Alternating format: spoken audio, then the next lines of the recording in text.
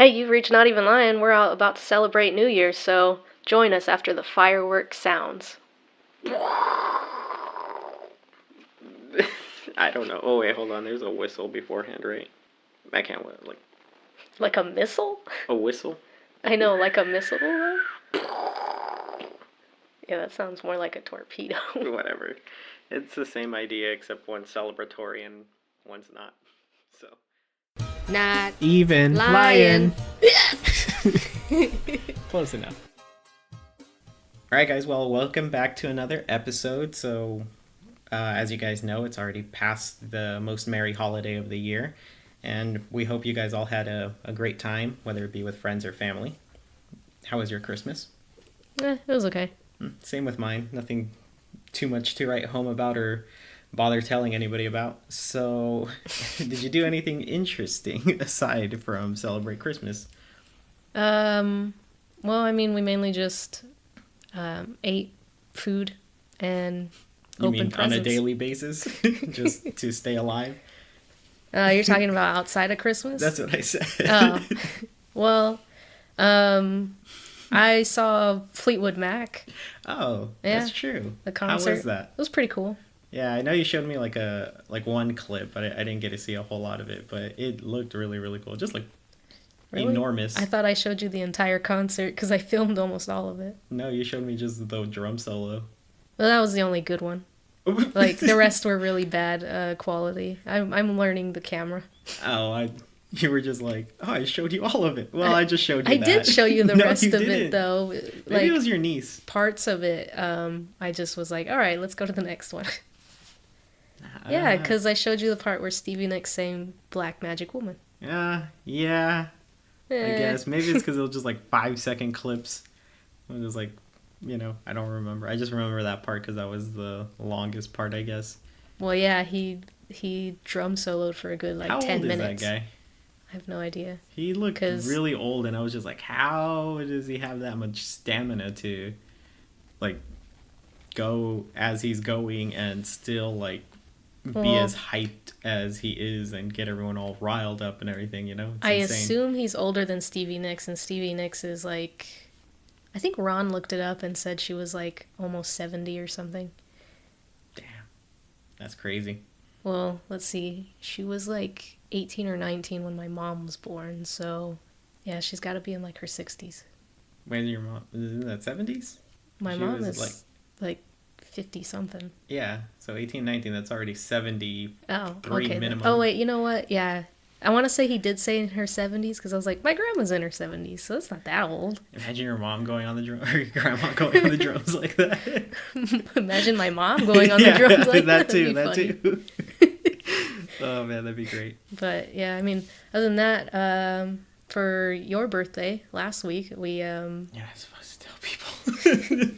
that it was your birthday. Yeah. We went to see the wonderful Winter of Oz. Yeah, that was pretty cool, especially since we just talked about the Wizard of Oz. I thought that was pretty crazy, and I don't think I've ever mentioned it, but I love the Muppets a lot, and I just thought it was pretty cool. Like, I mean, obviously it was just Kermit, but it was still fine. I like Kermit and everything, but it was still really, really cool. Or there was actually those crows too. I know I've seen those crows like on Sesame Street or something, and I really like how they were dancing around. Yeah, that was pretty funny. I didn't expect to enjoy the play as much as I did, because honestly, I was like... You didn't like Wizard of Oz, and you don't like the Muppets? Yeah, I'm not really... I don't like the Muppets. Like, Why I don't don't you know. like the Muppets? It just never was my thing. Even as a kid, I was like, oh, I don't want to watch Have you this. ever tried rewatching anything? Or Yeah, you're just like, no? I mean, James was watching clips and stuff, and I was just like, yeah, no, it's not for me. What is he watching? And I don't remember. It was some YouTube stuff, but I did like read between the lines, so I don't think it's the fact they were like Puppets, you just yeah. don't like the actual Muppets? I guess not, because I enjoyed the read between the lines when the lions were there and stuff, and they were obviously puppets, but yeah, I don't know. I guess it was too much for younger audiences for me, maybe, because I always felt like it was a baby's show, What were you watching? Well, I'd watch whatever my brothers watched. I didn't get a choice. I don't know. I guess to me, the Muppets were always extremely adult, you know, and that was one of Jim Henson's things, is that he started off extremely dark and vulgar, and that was most of his jokes, kind of like Dr. Seuss did. Well, And that was probably before my time, though.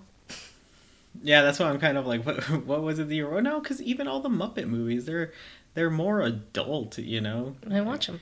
Also, I didn't like Sesame Street, and to me, that was very kiddish. Yeah, they talk to you like a baby, so I was like, no. And then I just always... I am 4 years old, excuse you. Like... So I just, when I saw the Muppets, I thought they were the same thing. Maybe that's what it was. Well, it's the same guy, Jim Henson. Yeah, well, I mean, it's not like I don't like Jim Henson stuff, because obviously Farscape is my favorite show, so, you know. I guess so. I don't know. I guess I'm just, like, since you're saying you haven't seen any of the movies or anything, I'm like, oh, was it just Sesame Street that you were watching that you thought was too kiddish, or... I didn't even really watch it. I just would see it on here and there and just instantly like, nah. Well, I feel like you should give it a try. Except for sometimes, like, I know my mom swears we always had cable, but we did not always have cable. And we only had the basic channels. She barges through the wall. Yeah, right. How dare you? We always had cable. But, no, like, so there were times where nothing else would be on but those shows. So I was forced to watch, like, Teletubbies, Barney, and Sesame Street, and whatever else. Teletubbies and Barney, that's a different realm of... And, like, I just hated every second of all of those shows. I think maybe because I had to watch whatever my brothers watched, and they were all like 5 to 10 years older than me, that I just got used to the more mature stuff. I mean, I feel like Barney and Teletubbies are like so many levels below than Sesame Street, because at least Sesame Street had attitude, you know. I feel like it had, just because of all the different characters there, you know, there's like the ones that would, like, I feel like Big Bird was the main one who would talk to you like you're a baby, and Elmo, I guess, but everybody else, not really, you know, except for like the human people, you know. But then a lot of the other like more obscure Muppets, you know, like I feel like that's where you can tell they're like, oh, this is his own segment that he's doing for himself, as opposed to, you know, like staying focused on just the learning aspect of it. Then obviously the Muppets is just, you know, that, and then the Labyrinth and his other movies were just more his like, oh, Jim Henson's fucked up, you know, like, there's something wrong with this guy. But anyways, we were talking about the play, so yeah, aside from just those few Muppets, I know you said, like, because I don't really know anybody, there was just and actually I just realized the Tin Man. I was like, I don't know anybody who was in the cast or know them from anything, except for, I assume it was the Tin Man was the guy who did Jon Stewart's voice in the Justice League animated show. Because I just realized he was the only black guy there, so I was like, oh, maybe that was him. I didn't recognize it. And then he sounded like Obama at the end. Yeah, he did. He's like, this is my real voice. Yeah. It makes sense why he went through so many voice changes now. Yeah, that probably was him then. Probably. The only one I really knew was the, what's her name? Giselda? The Wicked Witch of the West? No, the nice one. Oh, Theodora? No, stop it. You're throwing me further away. Glenda. Glenda. That was close. Theodora. I said Giselda. I knew it was something weird. Glenda. Yeah. I know the actress was in Hairspray, like the newer one. I didn't see that one. No? No. Wait, was she? I don't know. I know I've seen her in something. I know you kind of mentioned that. I thought you had mentioned some of the other people. That's why I was like, oh, that's weird. No, I just named them off because they're all, I guess, famous in their own way. And so I didn't know if you would know any of them, because sometimes I'm just like, oh, you know, this person, you're like, well, they're from blah, blah, blah, blah, blah. I'm like, no idea. I feel like that's you. You just name everybody like you've known them your whole life, and then you're like, oh, they were in this one show I watched like 3 episodes of, you know, and that's it. And I watch a lot of stuff, all right? And then they have super weird names too. Nobody has a normal name, but you can remember them. Well, you know? Those are the names I can remember, other than the normal ones. That's what I was going to say next, except for like somebody comes by and like, my name's I don't know. Dave. Dave, yeah, Dave. And you're just like, oh, fuck, I'm never going to remember that. But anytime somebody's like, oh no, my name is hard to remember, for some reason that makes me remember it. Because I'm like, well, what is it? You're like, challenge accepted. And like, well, what is it? And then they say, I'm like, that's nothing. Yeah. But, I don't know. I felt like the play overall had, like, I liked a lot of the, like, I guess I don't know what to really call it, but the modern day jokes that they incorporated. The pop culture stuff? Yeah, the pop culture stuff too, but I guess more making it current, I guess, because I feel like they talked more than like they did a lot of the pop culture stuff, but then also how they were tying in a lot of like the location stuff too. You know, I don't know. I feel like it was written well. Whoever wrote the lines and everything, they did a good job. The Lithgow brothers? Yeah. Oh, sorry. Oh, the Lithgow brothers. Well, I mean, anybody who's seen at least Dancing with the Stars knows Nigel Lithgow. I have no idea what Dancing It's with like the Stars one of the. is. So. Oh my god! What? Yeah. Do you never see like a commercial, a billboard, or anything? Apparently not. I am blind. It's been going on for like years, like probably 10 years now or something. I could be exaggerating, but I'm pretty sure it's been that long because it's been ever since I was in like middle school, I want to say. Mm-hmm. Well, I guess it's just something you're interested in. No, I prefer So You Think You Could Dance, or at least well, you what like it used dance to be. stuff, But is what I'm saying. yeah, I mean, my grandparents would always watch Dancing with the Stars, and it's pretty much they just get, you know, famous people to dance with, like professional dancers in a competition. Never heard of it? This is interesting. The more you know, I guess.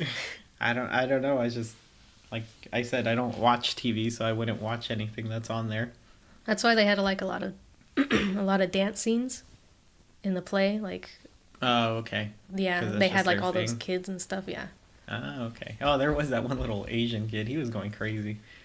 I thought, I was like, holy shit! Like the one that spun on his head. Yeah, he was doing all sorts of crazy just like, stuff. what am I doing with my life? Yeah, I was like, fuck, you know, like everybody, like if I was like on stage with him, I'd be like, whatever, just walk off. Like he might as well just do the whole show, you know, like nobody cares about us. So I just kept thinking like that the Wicked Witch. I kept thinking she was what's her name? I can't say her name right, but it's Natasha Negovanelis. I mean, I know, but like she's Natasha Negovanelis. I know her last name's pretty hard to say, but she's from this web series called Carmilla, and the entire time I kept thinking, like, I knew it wasn't her, but the whole time, like, man, she looks so much like her and stuff. It was crazy. Some random obscure person from a web series is who you jump to. See, hey told man, you. that web series is super popular. Like, people go crazy over it. Well, people go crazy over a lot of things that I don't think they should be. So, Carmilla's not one of them. Trust me, it's really good. uh-huh. They have like really good jokes and like dialogue and stuff. Well, I was gonna say like furries and hentai, like, but I guess like, yeah, no.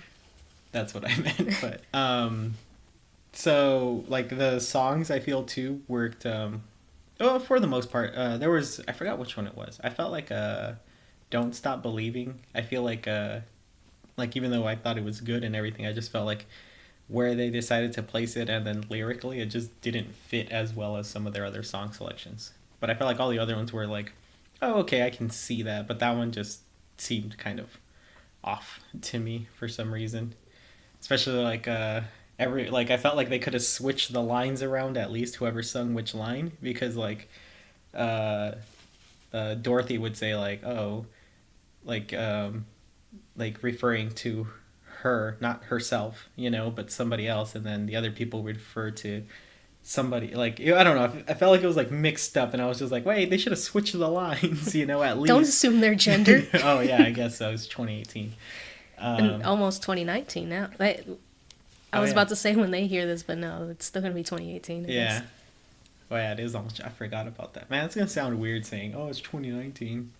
I feel like 2018 is just the year to say it's it. gonna be even weirder saying 2020, because every time I'm gonna think of that show 2020. I was gonna think of like what I wish my vision was. Oh yeah, because you're blind. Yeah. But also I thought, as opposed to some of the other plays we had seen, they had probably some of the better stage props and everything. Like they had like those weird like silk screens that would like change and stuff. They had like all the lights. It was in 4D more so than The Nightmare Before Christmas was. Yeah. I don't know. It was pretty cool. I really I like that theater, I guess. I thought they were going to incorporate the kids in the audience a lot more than they did. They only had like one kid that they got to oil up the Tin Man each time that he needed oil, which was funny towards the end when he's like, I can't move, you know, it's part of the scene. And so the kid's like, oh, it's my job, you know, I gotta go up there. Shirt and revealed his Superman shirt underneath. It was when they were fighting the Wicked Witch and he wasn't supposed to go up there, so they were like, one of the flying monkeys was all trying to dodge him, like, nah, don't you get up there. Like, oh shit, I was not expecting this. I was so focused on that I didn't even see when they killed the Wicked Witch. I didn't either. I just was looking at him and I was like, are they gonna let him on or not? I mean, come on. You told him to go up there, so. But I know they had the whole golden ticket thing, so that way, you know, whoever kids had that, they can go up there and stuff. So I thought it was going to be throughout the play, but then when it was just like at the end, they had them like just kind of sing the song, and then they gave them like a gift bag and stuff. I was like, that's it? And then tell them like, well, what do you want to be when you grow up? Like the most generic questions you could ask a kid or something. I'm just like, man, that's kind of a waste. I wonder why they thought a golden ticket would be like, oh, let's do that. I feel like it's obviously a Willy Wonka thing, you know? Well, I think they do that for all of their plays. Oh, it's just in general a golden ticket? Yeah. Oh, okay. I thought it was like supposed to be thematic to the play, because I was like, giving them like the love magnet or something would be more in tune with the Wizard of Oz, because I was just like, that's all I could think about was just Willy Wonka, and I was like, this isn't Willy Wonka. Why do they have golden tickets? But I mean, is it the theater or the whatever they're called, company brothers? It's the company, because they have the plays at other locations as well, and they do like the same things. Okay. Maybe they're just fans of Willy Wonka then. Or maybe they were just like, oh, it just makes sense. Golden ticket, whatever. I guess. That's copyrighted, probably. Okay, I'm sure they could have probably afford it. I mean, when it could be free, why not? You know? I was going to say, I was surprised by, like, because I only read a little bit of the Wizard of Oz comic and stuff, and you said, like, it's pretty close to the book. So I was surprised with how close to the play that it was, you know? Mm-hmm. Like, they went with the silver shoes and, like, what was some of the other things? I kept forgetting.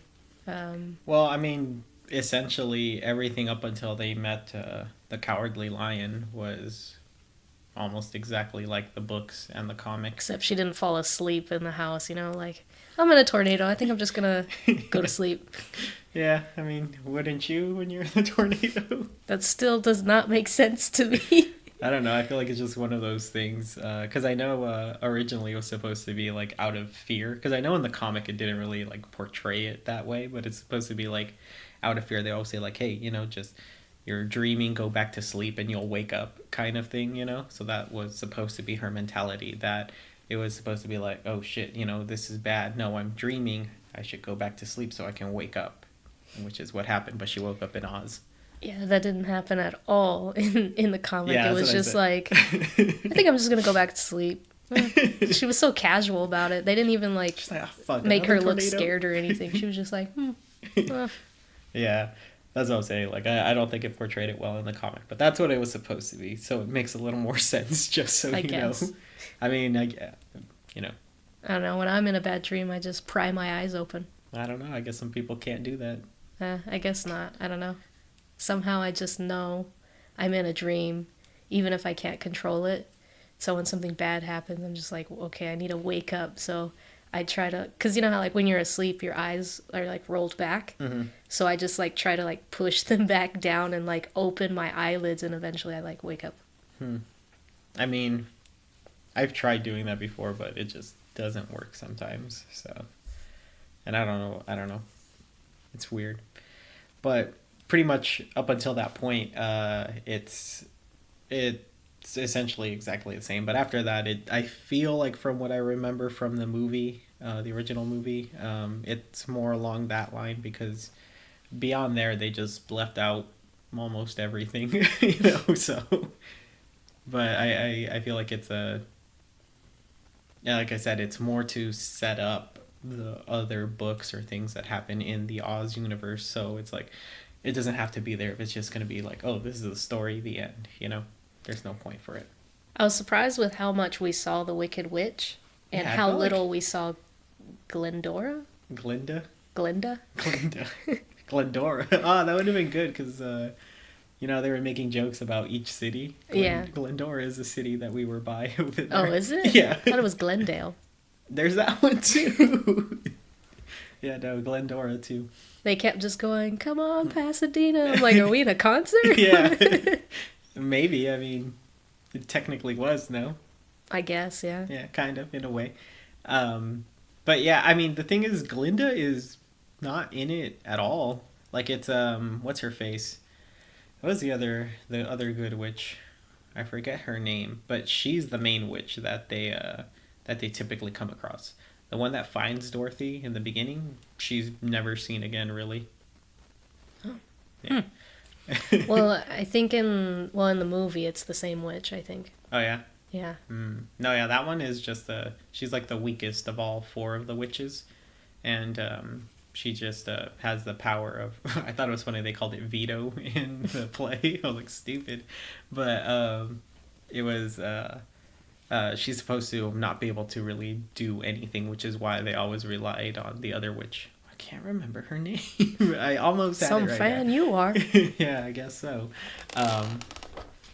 But yeah, I did think we did see the Wicked Witch a whole lot more than we should have, and She just kept popping in with her songs and then just like, well, that didn't work. I'm gonna get her this way with this evil plan. Yeah. I just like how like the people in front of us were like, you suck. You couldn't even do it last time. Well, they disliked her. Well, that was the whole point. They even said at the beginning, like, make sure to boo the Wicked Witch anytime she comes on, and then cheer for Dorothy.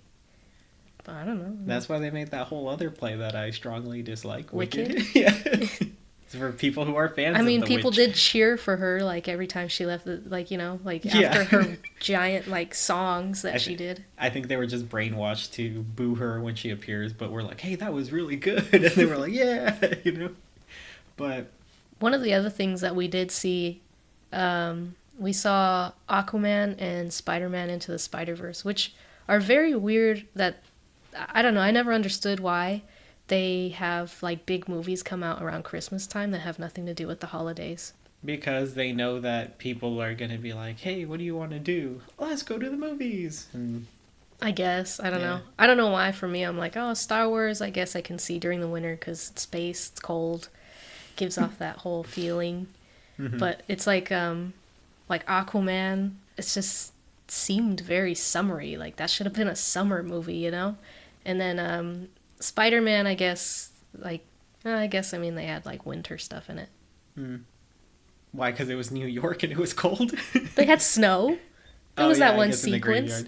But I don't know. I always thought it was like it's either you release your blockbusters during the summer or you release movies during winter or Christmas time, just because families are gonna be visiting each other, and it's just like it's always like that go-to thing, like whether it be like hanging out, going on dates, whatever it is, it's always the movies are the go-to thing. So there always has to be a movie. So if you're just like spending time with people, as people usually do during the holidays, I would assume it's just like, oh, release it then. Everyone's gonna...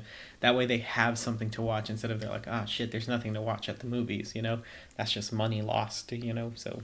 I suppose. I don't know. See, this is why I'm like, you know more about the industry than me. What industry?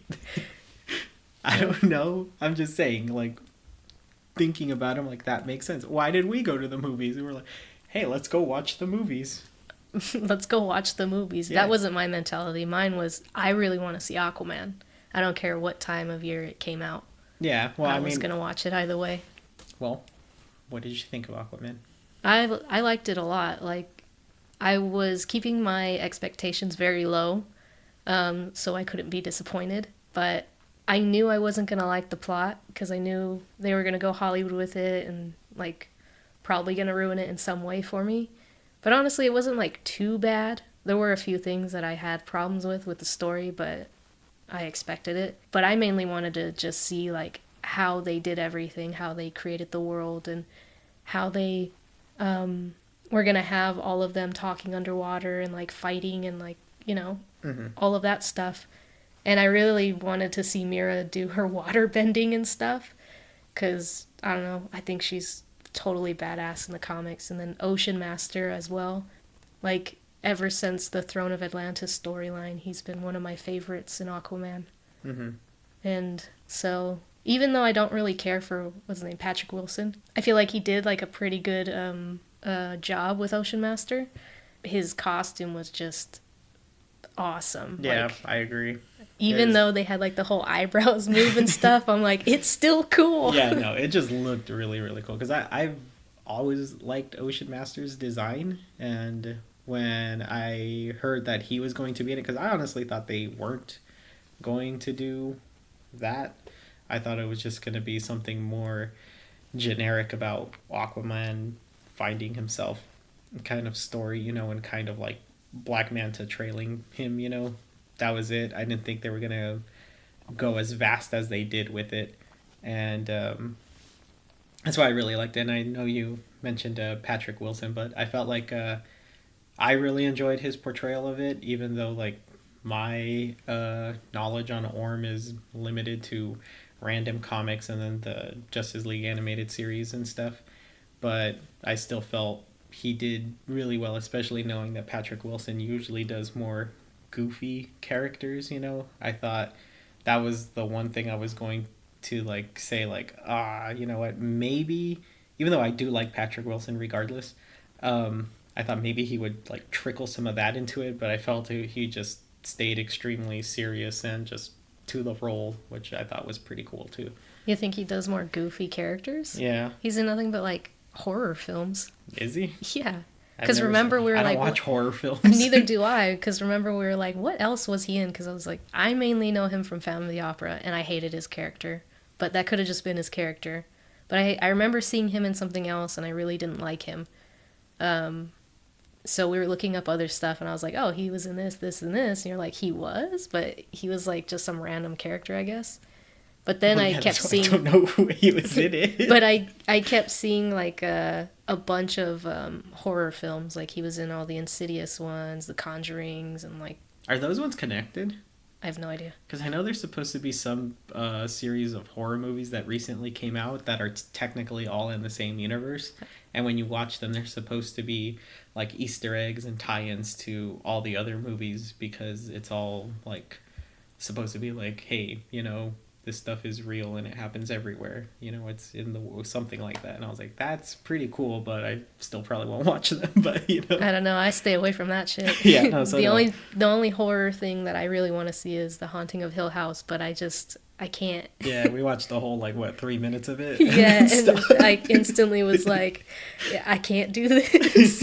Yeah, I remember I was just like, so why are we watching this? And you're like, oh yeah, no, let's turn it up. Maybe we'll try another 3 minutes, in another couple months. Yeah, we'll get through it eventually. I mean, I doubt Netflix is going to take it off.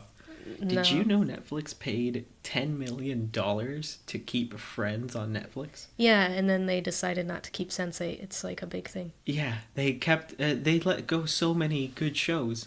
To have friends. Yeah, to have friends. Don't leave us, guys.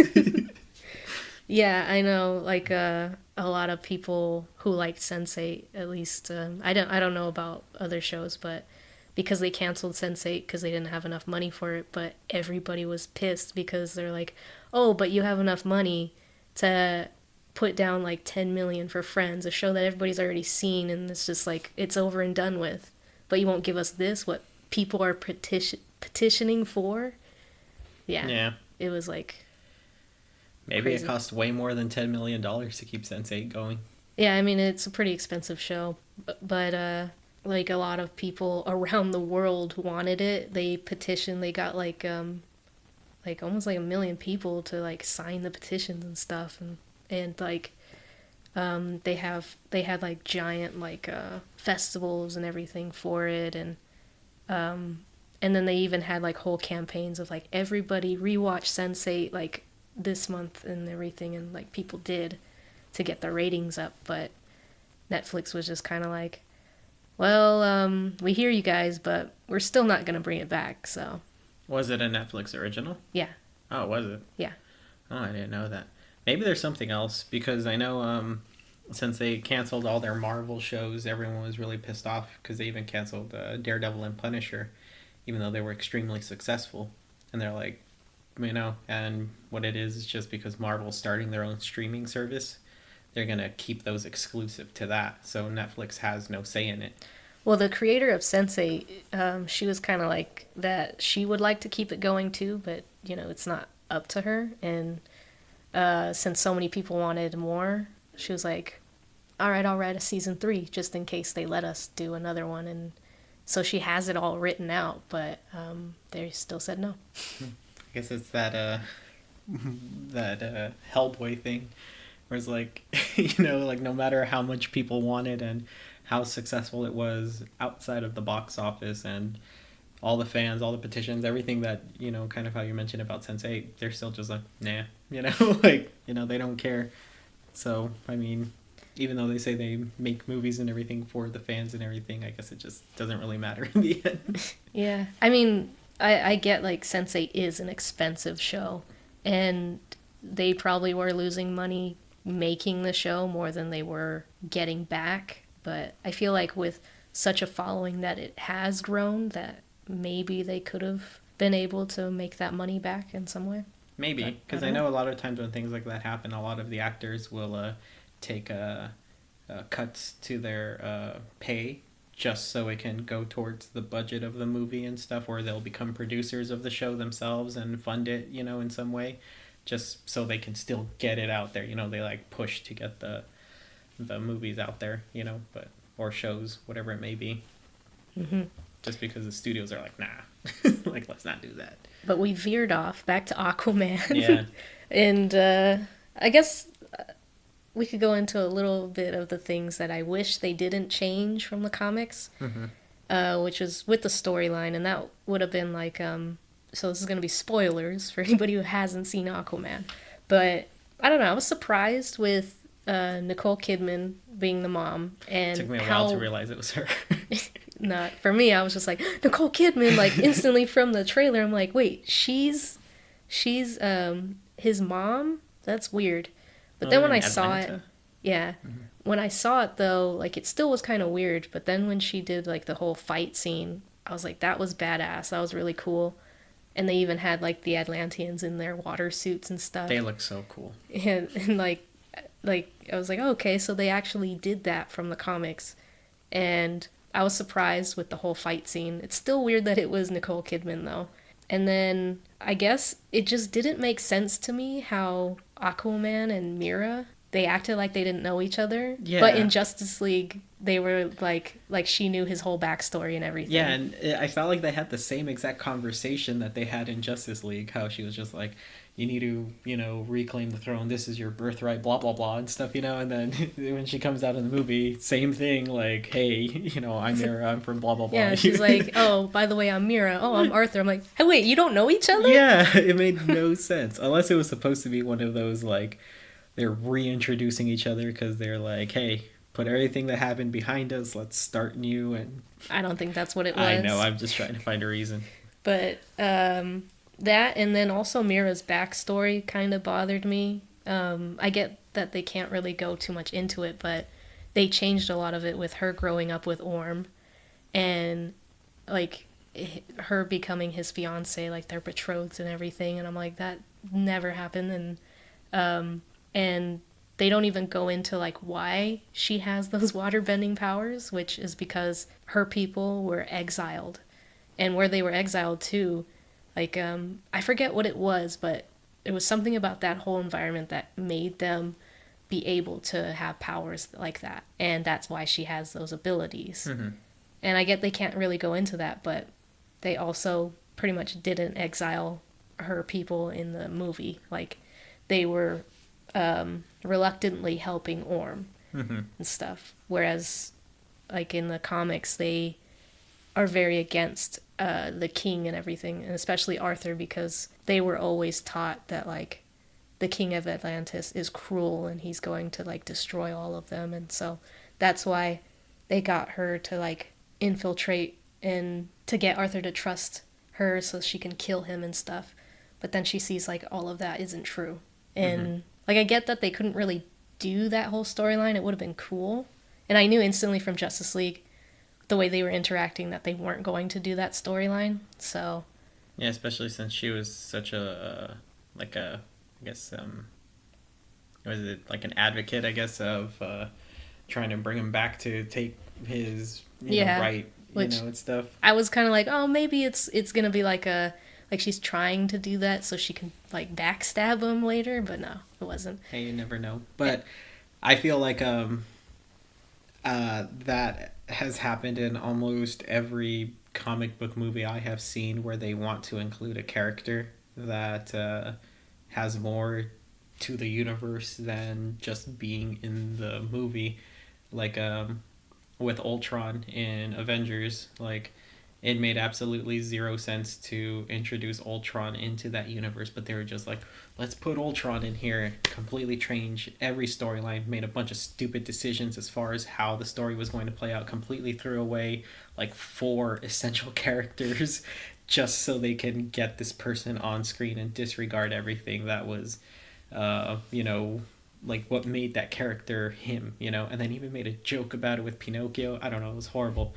Like I honestly don't really remember that movie that much. Me neither. I just remember it was god awful. I was watching it, just trying so hard to get through it, trying to enjoy it. It was just so awful. But I feel like it's the same sense with Mira. They're like, they want to include her, I assume, because of how you said the whole Hollywood thing, how they need to have some type of love story for some reason. Yeah. And they're like, well, we can cut all this good backstory and lore out and just stick her in here, Yeah, and then even the love story was not that great either. It wasn't. Like, it happened, like, oddly. It was pretty much like Surviving Christmas, where they like fell down a mountain and then like just slowly crawled towards each other and just ended up in one of those positions. What happened. They jumped off the plane and rolled down the sandhill, and then they fell in love. That's how you do it in the movies. Yeah, it's just. Oh, you never showed me the Beverly Hills Ninja. Yeah, Beverly Hills Ninja, where they pretty much. I'm pretty sure that was the whole joke, because they're just laughing and laughing, and he like walks across the entire room to fall on top of her. So dumb. Oh man. But yeah, I felt like their attitudes towards each other just completely changed after that, and then they both got like much more comedic lines after that towards each other, and I was just like, what happened? They were. You think so? Yeah. I mean, I think they were pretty like comedic towards each other the entire time. Like they had that like whole flirty, snarky. That's what I was gonna say. It was gonna be like a more witty, flirty type of exchange before, whereas afterward it just became more like, I don't know, like silly, like it just seemed like over the top, and I was like, okay, they're really pushing it. Like they really want you to know that they're like getting along, or like. It was after they looked at that whole like, I want to say it was like Superman's like Fortress of Solitude type of thing when he talks to Jor-El. Oh, the crystals? Yeah. Yeah. And so when they were talking to like, the old king of Atlantis and stuff, and I want to say it was like after that suddenly she was in love with him for some reason. I felt like it was before. It was like when they literally fell down the plane and they got up, they just started talking to each other very differently. You think so? That's when I noticed it. So I don't know. Maybe I was just like already reading too much into it, but I think even on the plane there was something I was just like, what? I think it was also because like right after that, when they were in the city or the town, and they were just like, he's all getting flowers for her, and like they had like the whole like romantic music and longing looks, and I was like, oh brother, here we go. Like, come on, like, I don't know, their relationship was built off of nothing. Yeah. Now it's just like oh look, they look at each other and they fall in love. Yeah, they're suddenly in love with each other and stuff. Yeah, doesn't make sense. Well, that's how it works in Hollywood. Yeah. it's unfortunate. And then, like, I get why they brought in Atlanta. They brought her back so that way when Orm sees her, he's like, oh, my mom, and like, what am I doing, type of thing. But I'm just like, that's not really his character. He doesn't give a shit about her because to him, she betrayed their people, and he took more after his dad. And his dad was just very like dark and like one of those tough guys, and so he was always trying to be more like that. And when he would see her in the comics, he wanted to kill her, so because she was like a weakness. Yeah. So that I was just kind of like again another Hollywood thing that they did, and then so that way she could have a happy ending at the end with Arthur's dad, which I'm like, that doesn't happen either. Yeah, I've never known that to happen either. How I always thought it was like after she was gone, and never came back. They did bring her back in like one of the trench storylines, which is what they kind of brought up because they kept mentioning the trench throughout the movie, and I was like, oh, that's cool, I didn't think they would actually go there and you would see all the creatures. So that was pretty cool. And then when they went to the other, like, that portal or whatever, and then saw Atlanta there, like, instantly when she was like, Arthur, is that you? I'm like, oh, so they're not going to do the actual storyline. All right. It makes sense because there's not enough time for all of that. But it would have been cooler. And well, especially if you thought they weren't even going to go there, so... Yeah, and then, I don't know, I just liked her armor and stuff that they drew in the comics, too, so that would have been cool to see her, like, wearing bones and stuff. Well, she did. I guess. I mean, she was wearing literally their exoskeleton on top of her, Yeah, I guess. I don't know, it was cooler in the comics, but I don't know, she was a lot more, like, hardened from being there and had, like, battle scars and was just like, back in my she day. had gone through some shit. Yeah. Yeah. Atlanta. They used to call me that years ago. She has some tribal name now, like Mbatlak or something. Like, I don't know. What I was going to say is, in that scene, I thought it was just really strange. It was like, again, kind of like how I noticed just immediately their attitudes change suddenly towards each other when they when they were supposed to start falling in love.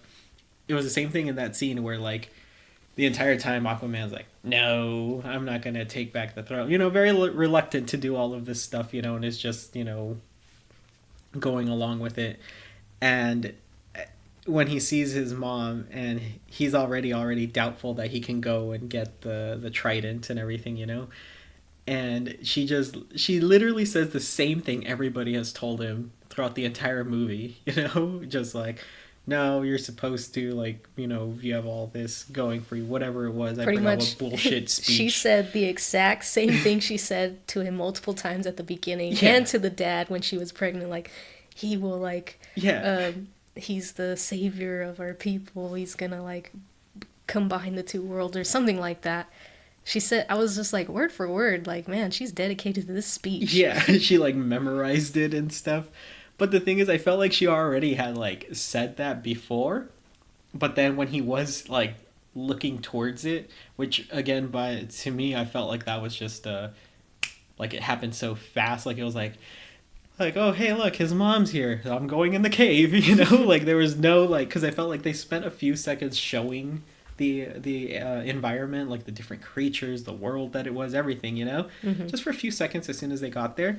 But then immediately just focused on the entrance. He went inside and that was it. Yeah, well, like, again, they don't have the time to expand that world. Well, regardless, I felt like there could have been a few long shots of the scenery or something, You don't have to go that much into it. But the point was just, like, when she says that, like, he's, like, facing away from the camera and you could see her, and then, like, as soon as she's finished talking, he's just, like, turns around, has, like, this weird smirk on his face and just goes straight in there. Like, that's, oh, why didn't you guys do that in the beginning? Like, only that pre-recorded. Why didn't you say so? Yeah, like, oh, why didn't anybody tell me this before? I don't know. It just made me laugh how just immediate it happened, like nothing like not even like a retort, like, you know what, you're right, kind of, nothing like that. Just went straight in. One thing I will say that I really did like about it, and I have no idea if it was intentional, but I always feel like, prior to this whole thing that's going on in the world where superheroes are awesome now and everybody loves them and they like movies and comics and stuff, that Aquaman was always just a joke. Yeah, they talk about that in the comics too. Mm-hmm. They're like, oh, like Aquaman, he's just always just the underwater Superman. That was in Justice League, right? I remember they were making fun of him in Justice League. Well, it was in because they mainly brought it up in New 52 with like his first couple of issues. Like it was just such a big thing. Like people would even take pictures and like laugh at him and stuff. Mm-hmm. But then like he proves himself later on, and yeah. So I mean, they do incorporate that. Like, unfortunately, Aquaman is a joke, I guess, to people. Yeah, and I feel like even I don't know about the effect the movie or Justice League prior to or anything like that had to it, or even what's his name, Jason Momoa playing him, but I feel like prior to that he's always just been a really big joke, and everyone always just goes to like, oh, he can talk to fish, how cool, like how fucking lame, like, oh, that's not cool or anything, and I feel like aside from the first scene at the aquarium when he's a kid, and then the part where he talks to I don't know if it has a name, the giant like trench creature, It's practically the Kraken. Yeah, that's what I was gonna say, but I was like, it wasn't octopusy enough. It looked more like we going into 007 here. It's the wrong movie, man. It looked like a Pacific Rim creature. That's what it looked like to me. But like, and then that part where he was like, where that thing was like, oh shit, you can communicate with me, kind of thing, that they left that so minute into the entire movie that I felt like it just like showed you like, hey, there's a whole lot more to the character and this world than talking to fish, I felt that was really cool. Again, I don't know if it was intentional, but I thought that was super cool, even though I personally think some of the coolest thing Aquaman does is when he's controlling like a lot of the sea creatures, like in this run Justice, Brainiac takes him because they need his ability to communicate with the fish, so he lobotomizes him and takes his brain out. And prior to that, because everyone's like noticing like, where the fuck is Aquaman, they can't find him and stuff, he makes all the sea creatures in the world like do a crisscross pretty much to pinpoint his location on a GPS, and then when they notice like that all these creatures are all migrating in the same direction and stuff, they're like, oh, this is probably where Aquaman is at, I don't know. I always thought that was super cool. But then when they get there, they just find him without a brain and stuff, so... They're like, too late. Nah, he ends up being fine, but still. But yeah, I don't know. I thought that was really cool that it wasn't till that part, and that was like what ended up being like, oh shit, now everybody's like fucked because he has all these creatures, that he can control everything, even the creatures they're riding on, he can control them all, like it's like that's a really fucking cool power. I have no idea why people thought that would ever be lame. Well, that's, I mean, they incorporate that into the Throne of Atlantis storyline, and then Orm has like this trident, and it has just like all these powers, and it has can electrocute people and stuff, and the Justice League have to like come in to kind of help stop him because he's literally drowning all of their cities. Like Batman's Gotham is underwater and people are dying, and he's like strong enough to be able to utilize all of his abilities to take them down and everything.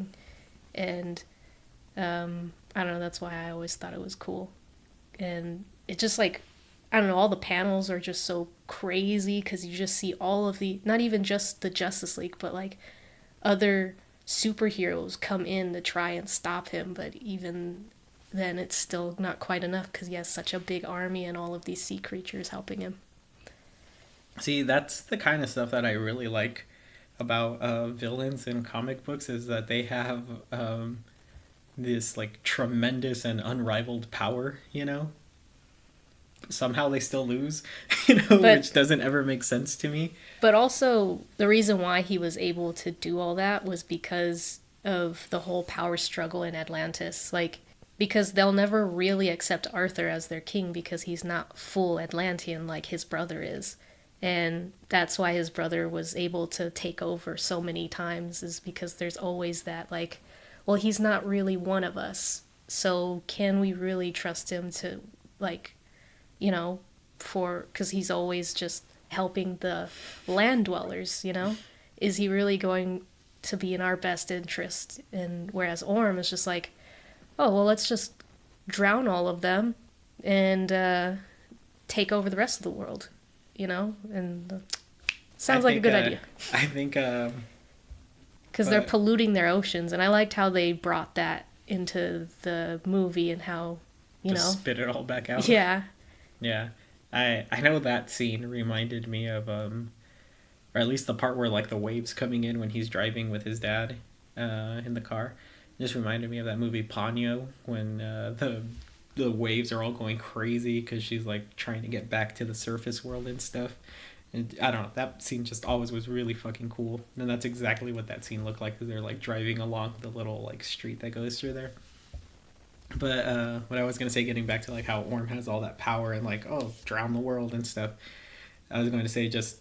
One, I don't get how ever bad guys with that kind of power ever lose, because it's kind of like they've kind of already won kind of thing, you know? And that's why I think I think of like in Watchmen with Ozymandias, how is the only bad guy who has like thought that through, you know? I don't know if that's a wall break in itself. That always, like, I don't remember a lot of the movie, but it always stuck with me at the end where he was just like you don't know until that moment that he says, oh no, I already detonated the bombs like over an hour ago. Yeah. You think I was gonna tell you my entire like plan if there was any way you can stop me? Mm-hmm. I'm like, that is so smart and badass. Like, of course, you know? Mm-hmm. Like, why don't more of the villains think that way? Exactly. I think it's just one of those things that they all just going like, oh, villains are flawed because they have that like narcissism. Egomaniac. Yeah, that too. And they have to boast about their power, you know? Which I think is a stupid folly for them to have, but you'll say like Doctor Doom, he has the same issue.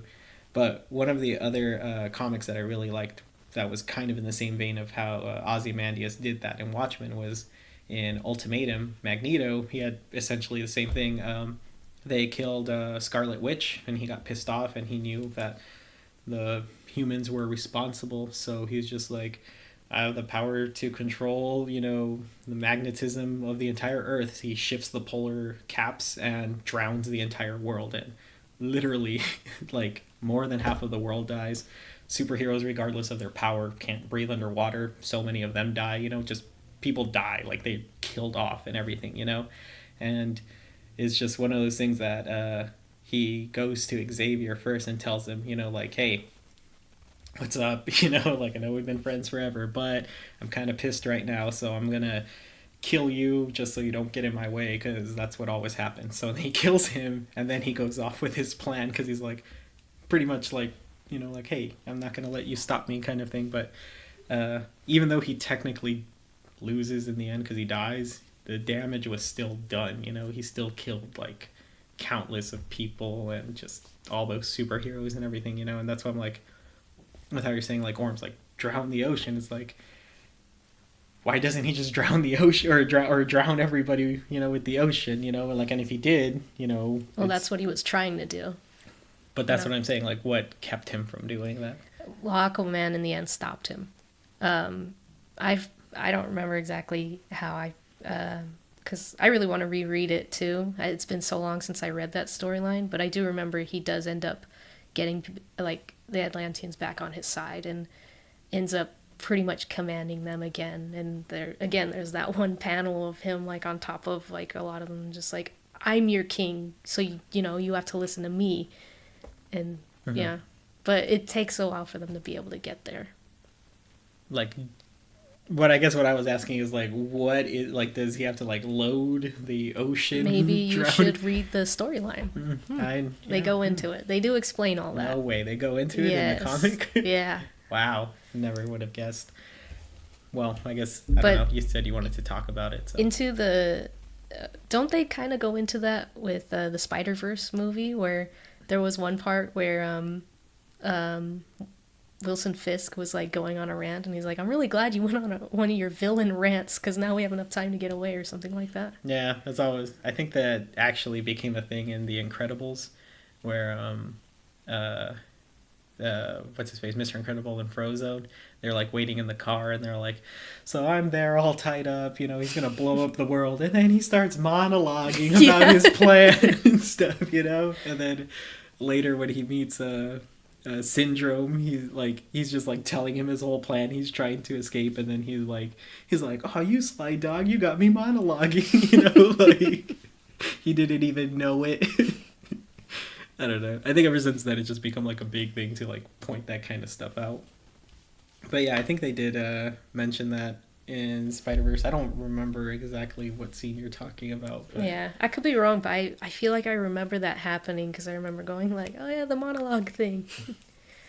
It is a thing, and I feel like Doctor Doom has a lot of really, really long monologues. I think I noticed that after I watched The Incredibles. I was like, they all do that. Why is that? Like, why do they do that? Like, it makes no sense. What's funny is I do remember the beginning when they were talking about it, and he's like, yeah, he started going on a monologue. Like, I knew the joke, and I thought that was funny, but I didn't catch it later on.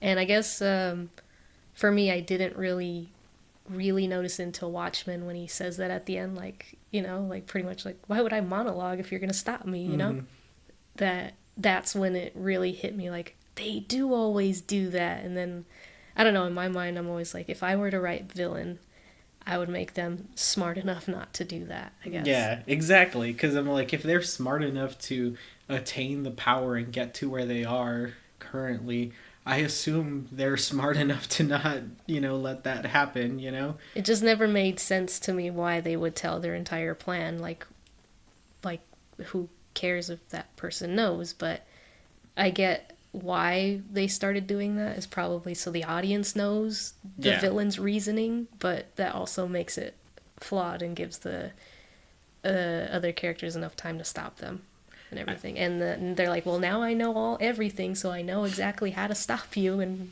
everything. So I think that's why I really liked Phineas and Ferb with Doofenshmirtz and Perry the Platypus.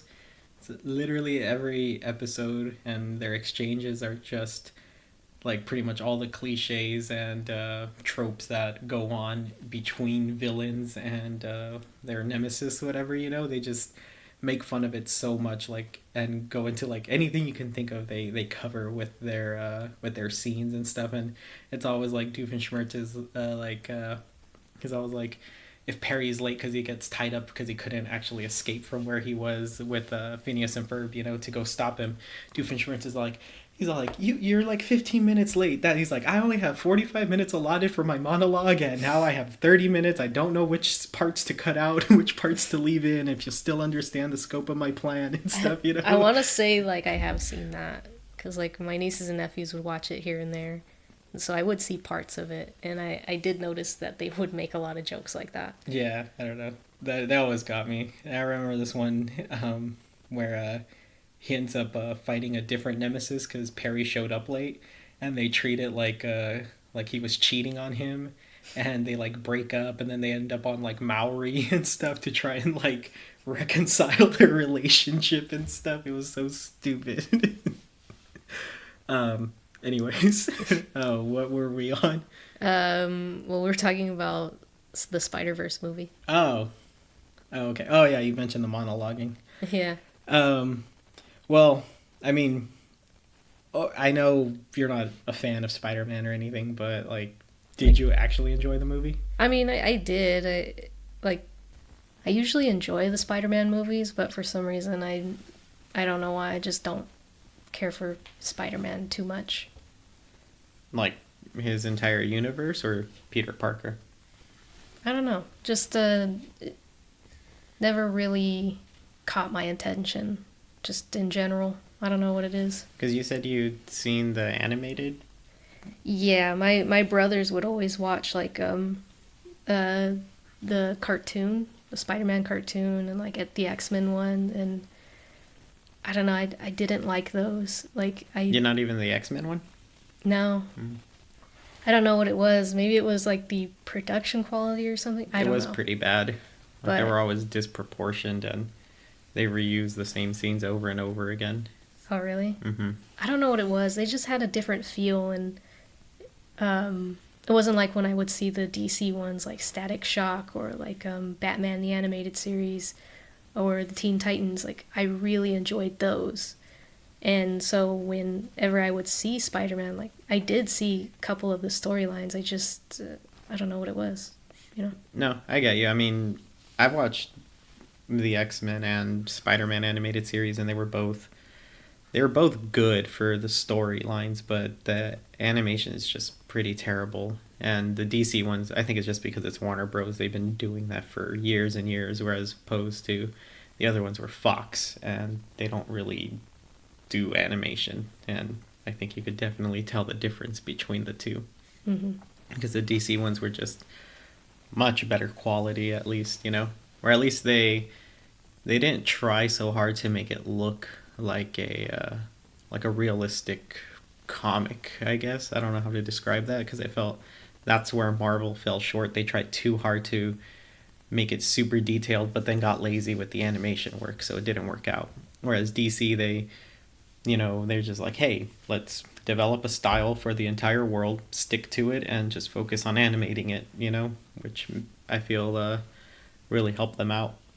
And I guess that's one thing I guess also, or at least for me anyways, worked out for the Spider-Man movie, is that they decided to stick to a certain animation style as opposed to just doing it fully 3D or a complete 2D cartoon, because I feel like either one of those would have really I guess downplayed the overall film, because I feel like it would have looked really weird if it was a 3D animated movie. Like, I feel like I don't know, because I think about Sony's other animated films, and I don't care for any of them, so that's why I was kind of skeptical about this one. What are some of their films? I'm pretty sure they did that one, was it Surf's Up, right? That weird penguin one? I never saw it. That, no wait, or is that Fox? I get pretty much, if it's not DreamWorks or Pixar, I categorize them all into the same, like, they Trash can't bin? trash bin essentially. Yeah, none of them are really good. Like, even Illumination, even though everybody makes a big deal about them, I don't really like any of their films, and I don't think they have great character designs. I think they're just way too obscure and they look really weird. So that's why I'm like, I don't get why so many people like them. But Are they the ones who did the Bee Movie? no, that was DreamWorks. Oh, Yeah, no. They did Despicable Me and Secret Life of Pets, and I like Secret Life of Pets. but I meant like their character designs and just overall, like, I don't know. I just didn't like any of it. I don't know. I guess because to me they're just pets. Like there's, I don't know.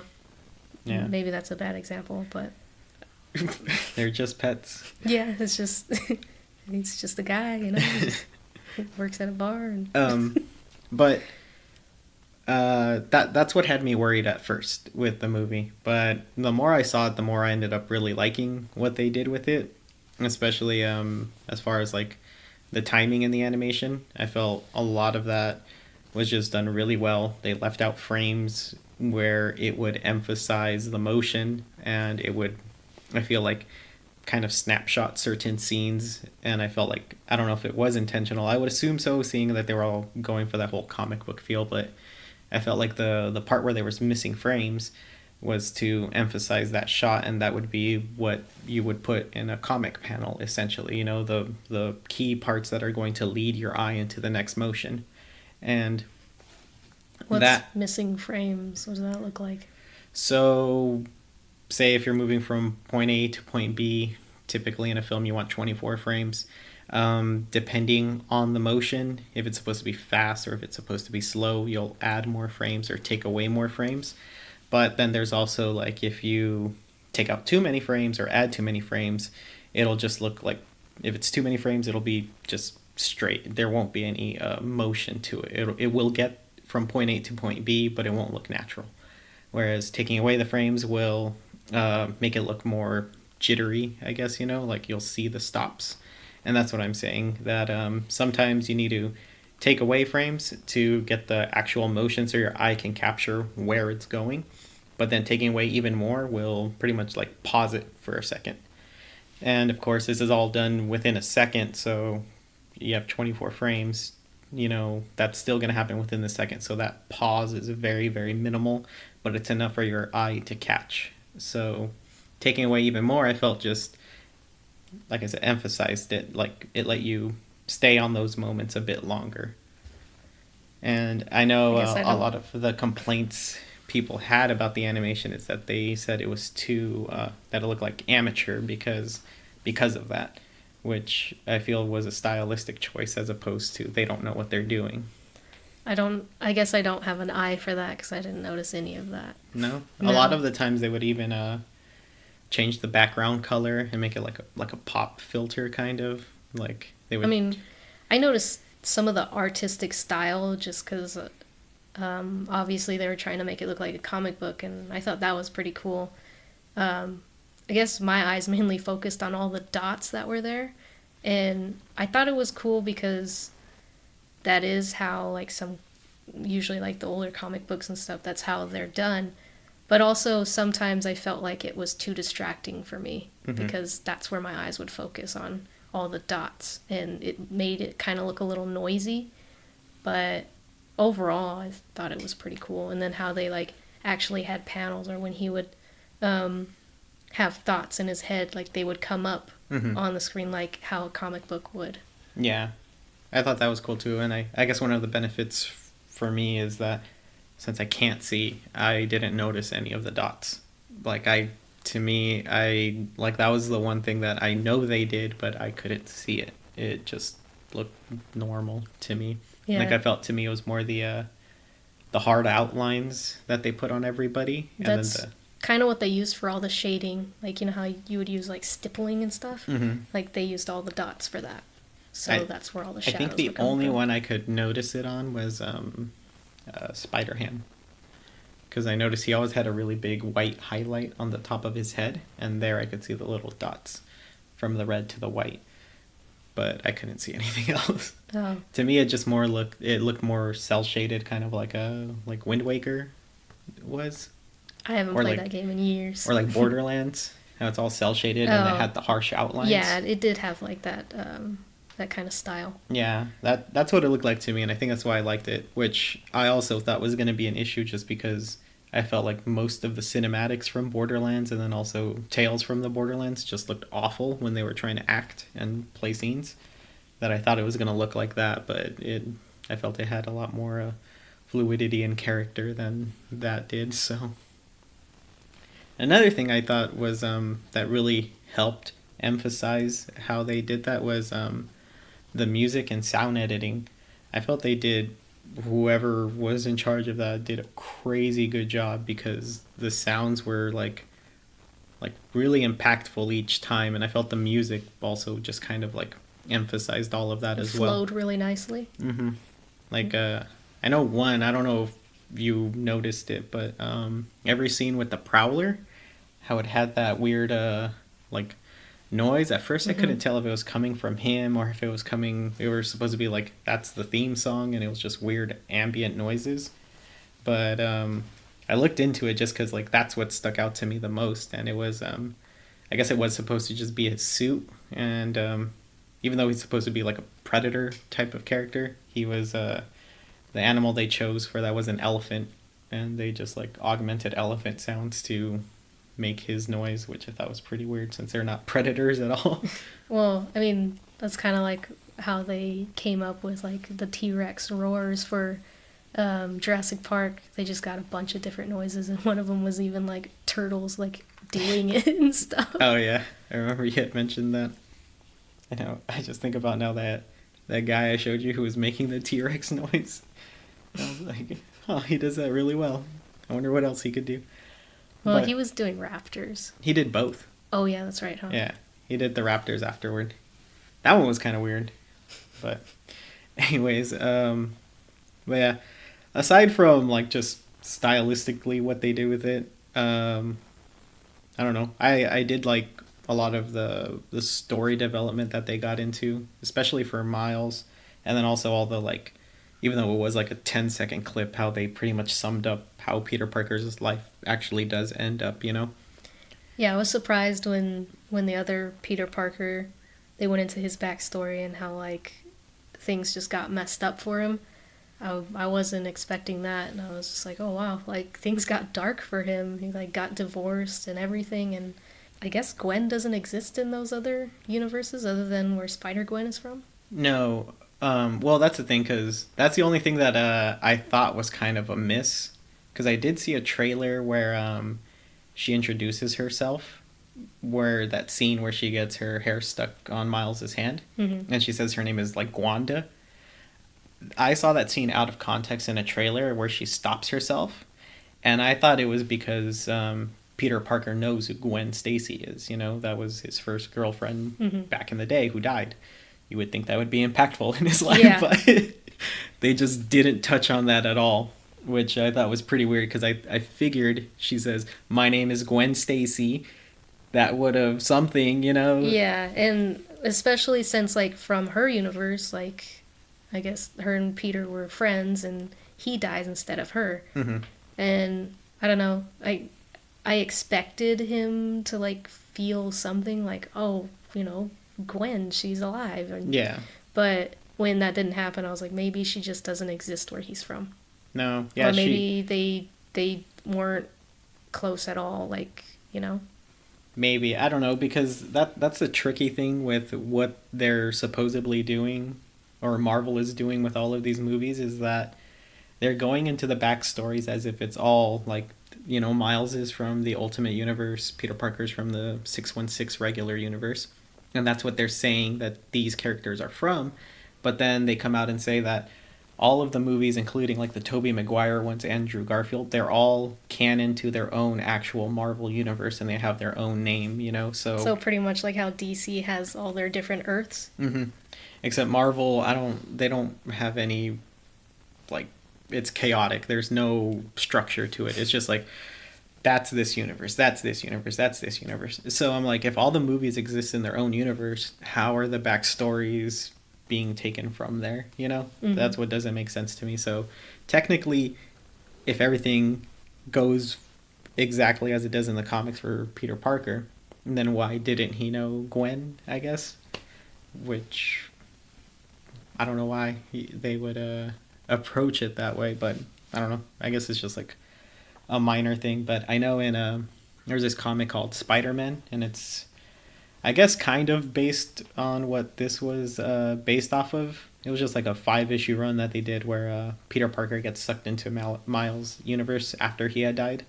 And at that point, you know, Gwen had died, Aunt May was dead, he was dead and everything, you know, and he goes and like everyone's kind of like, you know, like giving him shit because they're like, you're being disrespectful by wearing that suit and blah, blah, blah and stuff, you know. And then when he goes sees Aunt May, it's like a oh shit, you know, it's actually Peter Parker, but, you know, he's really old. And like same with Gwen, you know, Gwen's like, you know, Peter's dead, you know, and he sees Gwen, and it's the same thing that he's like, you know, this like conflict because he knows that was like the one person he let down and let die, you know. So I thought something like that was gonna happen, but I guess they were like, nah, this is whatever. Like, we can't go into all that. We don't got the time.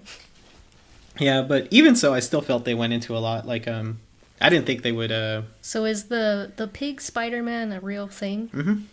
He has his own comic run. It went on for a really long time, and there's pig versions of every Marvel hero. That's weird. Yeah. It was. I honestly thought it was just something they did for the movie to make it funny. But... No, he I forgot what it was. They introduced this comic a long time ago, and then it just got popular, and from there it just kind of like got its own run, and they started putting every character, you know, built the whole universe on it and stuff, and it's an actual like canon character and stuff. I had a statue of it. I don't know if you ever saw it. Got it from Comic-Con. Yeah. But no, he's real. Spider-Man Noir, same thing with him.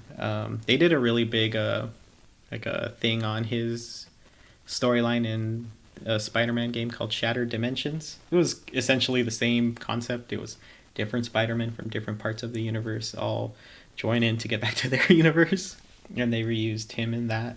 And I really like him. And then Penny Parker, that's the only one that I never really cared for. And her, I forget the robot's name. It's like SP11D3R. One thing I didn't get was like she explained, I guess, that inside the robot was a spider that shares a consciousness and everything, and that's how they interact. So when the robot was like getting destroyed and everything, she was all sad, and like the spider comes out and they're both sad for the robot. But I'm like, but that's just the robot. The spider is fine. She could put it in another robot, right? She had mentioned something about her brother making the robot for her. So I think that's what it was. Because I thought the same thing, because I was like, it's just the robot, you know? But I was like, well, it's supposed to, like, I don't know if it was like her brother's consciousness was in there, or if it was just like her brother made it before she died or something, you know, or he died or something. You know, it was something like that. So it was more sentimental to her than just being the robot she used. Oh, okay. Because I thought it was just the robot she used for the spider to interact with it and stuff. And that's why I was kind of confused on why they were like crying over it. I was like, just get another one. Even the spider has like a handkerchief and stuff. But didn't the spider have like tears and everything? I don't know if I could see that, but one thing I did like was when Spider-Ham was fighting Scorpion, and he asks him like, what are you, like a cartoon? He's like, what's wrong with the cartoons, you know? I was like, oh, you know, what's wrong with the cartoons? I also like that joke he made when he gives him his hammer and he's like, it'll fit in your pocket, you know? Yeah. I was like, that's stupid. But I thought, because I think it was supposed to kind of be like a Sinister Six thing they did, because I was like, there was Prowler, Kingpin, Doc Ock, Tombstone, Scorpion. Who was the sixth one? You're like, oh, Green Goblin. Duh. Oh yeah, he was in it, huh? Yeah, I forgot He was only about at the it. beginning, wasn't he? Yeah, I think he died. Oh, okay. Yeah. Why did he look like that? That's how he looks like in the Ultimate Universe. Oh, okay. Well, maybe not as big. Because I had no idea that was Green Goblin until he said it, and then I was like, that's Green Goblin? Yeah.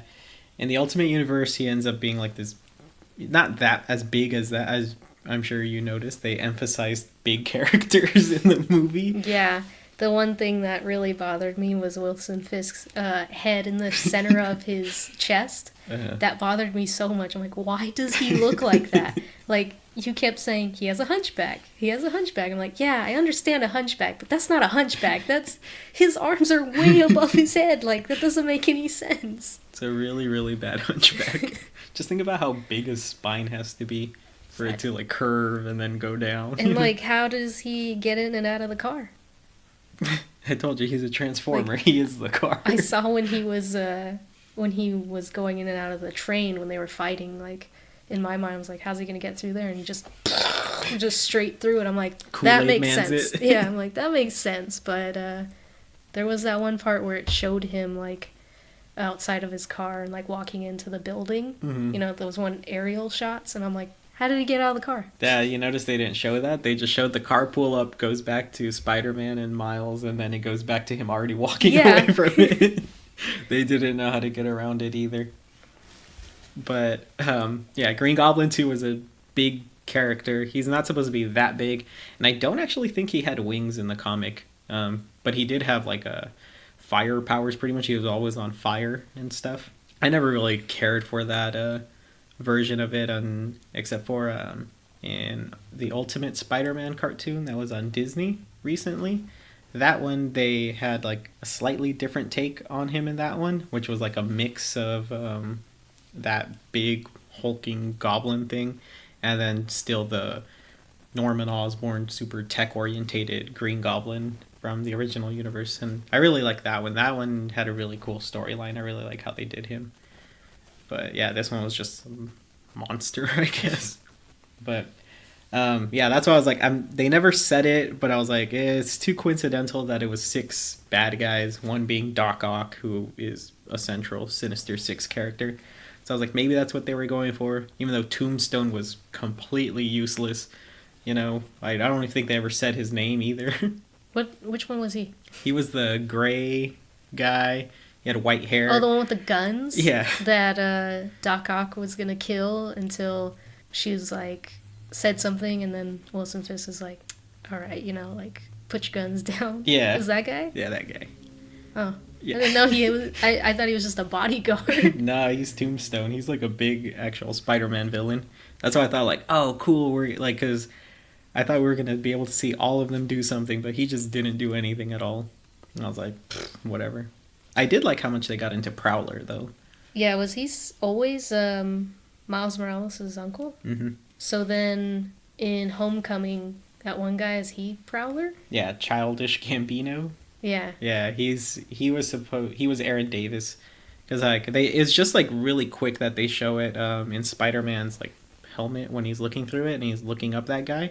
It shows his name up top and it says Aaron Davis. Mm-hmm. And then when he like talks to him at the car, he says something about his nephew. So it's kind of like, oh, so that is supposed to be Prowler and stuff, which why he has a criminal record and stuff. Oh, But, okay. But he in the comics he redeems himself and ends up being like a good guy and stuff. But that was in the 616 comics as far as like Miles' storyline, because Prowler I'm pretty sure is still alive in the 616 universe, whereas in Ultimates that's where all that happened in the movie and stuff. Which, even though like how you're right now you're saying like, oh, things kind of go down for Peter Parker, you know, Mm-hmm. and I was like, oh, I guess kind of Miles had like a shit start too, you know. I feel like Peter did too, but even so, just of all like the Spider-Men and everything, I just feel like Flash Thompson, he has like the worst story. Like he has like everything that happens to everybody else just is complete shit, but his is like 50 times worse. And I'm just like really, for like bullying Peter Parker in high school, this is what he gets, I guess. Like, so yeah, it's a really strong anti-bullying message, I guess. But yeah, his life is horrible. Which I was actually hoping maybe they would introduce him somewhere along the line or something, or have him, because he's probably my favorite Spider-Man character. I mean, it's a Miles Morales movie, though. Yeah, I guess.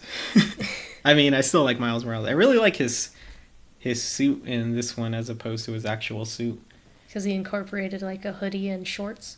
Yeah, that looked cool, too. No, but I meant, because his is usually, like, red webs and then just the regular eyes. Whereas this one, it was the blue webs, and he did, like, the, like, spray-painted logo, and then he had the blue eyes with the red outline in the middle of them. I don't know. It just looked way cooler to me, I think. Even though it's like, yeah. I only remember like the black and red. Yeah, because I feel like maybe because the webbing was blue, it probably like mixed in with the black so much. But I don't know. I thought it just looked it was more appealing to me, anyways. But yeah, the hoodie and shorts looked cool too, and the shoes. The entire time that the Spider-Man Noir one was on, I kept trying to think, like, who is that? And then at the end, when the credits were rolling, I was, like, trying to see if I can recognize any of the names. And then it wasn't until at the very end when it said Nicolas Cage, and I was like, that's probably who it was. Yeah, I remember in one of the clips I saw, it was just like they cut to him, like, reading his lines and stuff. I was like, what? They picked Nicolas Cage for this? Like, I don't know. I thought he did well. Like, he had that era voice pretty well. So yeah. like, oh, that worked. I heard that what's his name? The one who plays Spider-Man. Jake Johnson. Yeah. He said he really wanted to read his lines with Nicolas Cage, but they were like, nah, he's doing it on his own. He's like, I will pay for my own ticket to fly to Vegas to go and read some lines, at least for an hour with him, you know. And they're just like, no, he wants to do it on his own. That's funny. He's like, nah, I'm Nicolas Cage.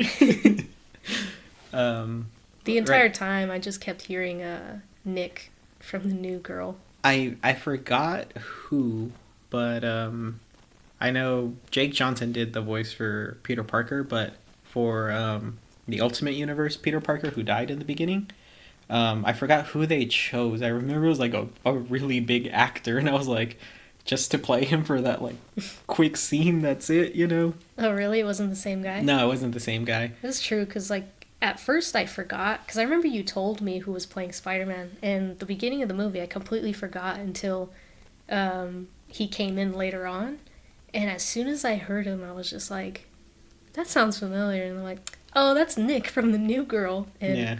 yeah. Yeah, I forgot who. I want to say it was like Jake Gyllenhaal or something like that, which I thought was funny because he's playing Mysterio, but I could be completely wrong. I just know he's like one of those big name actors like that. And another thing I thought it was cool was how they made him blonde in that universe, just because Peter Parker's clone, Ben Reilly, he's blonde. So I was like, oh, that's like one of those little like Easter egg things, I guess. They're like, oh, we'll just, do that. Yeah, I was gonna ask if he was supposed to be blonde, but I was like, no, that's a dumb question. He probably was. No, I know in the Ultimate Universe he was essentially Andrew Garfield's, not Andrew Garfield, Tom Holland's Spider-Man. He's like that young, and that's how young he dies too. He's like still a kid, but he just looked like a regular teenager and stuff, like with the brown hair and stuff. But or at least I'm assuming that they decided to make him blonde for that reason. It's kind of like in Aquaman, how they made Orn like platinum blonde. He's really actually has like black hair. Yeah, that's And true, then right? Aquaman, how I think it's just because Jason Momoa has like that dark hair, and they put like pretty much like sun bleached highlights into it because like, oh, he's always in the water. They wanted that contrast, I suppose, but I guess so. And maybe that's the same reason with Spider-Man, that they didn't want to confuse kids that Spider-Man died. But they're like, no, that was the blonde Spider-Man. Yeah. He doesn't matter. no, he's different. Yeah. But I just liked some of the jokes, like when he's like talks about how he's chubby now, and he's like, I know I put on a few pounds, but shit, kid. Yeah. Or like when Doc Ock was like, oh, like you expanded a bit, probably from the dimension hopping. It's like, yeah, that was totally the dimension. I was much slimmer before. Like also when he gets sucked in, he's like just staring at the portal but still trying to eat his pizza. Yeah. Like he can't be bothered. But I know one thing that they also touched on at the end, it was just like a quick scene, but Gwen from her universe and Miles Morales, they do end up getting like cell phones that allow them to communicate in between dimensions. Yeah, I did notice that when they were like, they had Instagram posts together. They were like calling each other. I'm like, how are they doing this through dimensions? Yeah, that's what I forgot how it was, but I think it was from Gwen's universe. She finds a way to communicate through dimensions and gives them a phone so they can stay in contact and stuff. But I'm pretty sure actually both of them are now just stuck in the 616 universe. They don't exist in their own universes anymore. Which is, I know, I read this comic, I forgot which one it was called. I think it was actually Spider-Man Part 2, like it was a sequel to that one I mentioned, where they go into Miles Morales in the 616 universe. I want to say he was a bad guy. Like, he was old, too. He was like an older Miles Morales, and his face was all fucked up. And I know he was actually trying to help Kingpin, too. Like, the whole, like, he was trying to get Vanessa to come back, and whatever her kid's name was. I forgot too. What was it? Andrew or something? I think it was Richard. Oh yeah, it was like Richard. Huh. Yeah. So, which what was I think I know something about it was like funny because I want to say she had like the platinum highlight right here. I think it was supposed to be white hair, like, yeah, to show she's aged. I guess so, but I don't know. I think it was just funny because not too long ago you were talking about the gray hairs and stuff. You're like, oh, it'd be cool to get like the white hair there. Yeah. The other thing that I thought was weird is just how much they kind of just summed up at the end, like the whole Spider-Gwen and Miles phone thing, and then that kid who he lives with, that's supposed to be the kid that one fat kid from Spider-Man Homecoming is based off of. I thought so, because I was like, is that supposed to be like the same duo type of thing? Or that's his sidekick? Yeah. And kind of how he just shows up and like, hey, look, it's me, kind of thing. Like, whatever, like, fuck secret identities, you know.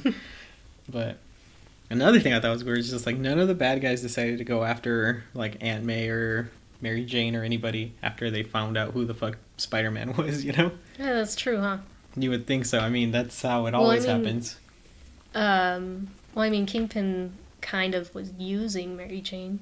That's true. Like, because he knows, so like, everybody knows. So he was kind of, like, pretending to be on her side, but I guess not trying to, like, get to her. Mm-hmm. Probably because he thinks Peter Parker's still dead. That's true. Well, actually, was he doing that prior to seeing the other Spider-Man? Well, because I guess he does see the other Spider-Man, but he doesn't know that that's another Peter Parker. Yeah. He just thinks it's another Spider-Man. Mm-hmm. I don't know. I don't remember if Doc Ock says, because that's like, because I know they go there, and that's when they figure out that she's Dr. Octopus, and she knows that he's another Peter Parker. And I want to say, like, a little bit after all that whole fight sequence, and later on they sneak in to that, was it gala or something that they were having? And he was using MJ, but I don't know if it was like a... I just think they didn't cover it, really. Yeah. And didn't they go after Aunt May, though? Did they? Oh, well, I guess they go to her house, but it was because they followed Miles there. Yeah. Yeah. So I don't think it was... They were going there because of Aunt May, but it was just, oh, look, this is where he went. True. Which, again, I figured they would have been like, nah, we hate Spider-Man. Let's go destroy all this shit. Well, I mean, maybe because the entire time their plan was to open a rift. Why were all those other guys helping Kingpin? Because it's very obvious why Kingpin wanted to open up the rift to get another one of his wife and son.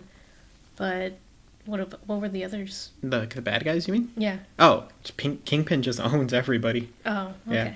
They're all of them, like Tombstone, Prowler, Green Goblin. It's kind of like hidden. They're usually like really butting heads, you know, just typically because Norman Osborn is Norman Osborn. But who was the other one? Scorpion. You know, they're just mercenaries. So as long as you pay them, whatever. I think it's funny. Norman Osborn was in Aquaman.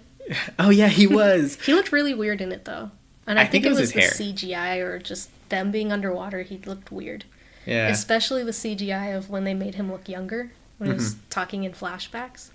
So that was one thing I was going to actually mention, because I know you mentioned the opening fight scene and how you're like, oh, that was really cool. But did you notice the CGI? Because the CGI was like, it was CGI. like that's what stuck out to me the most, and I couldn't get past it in the opening scene.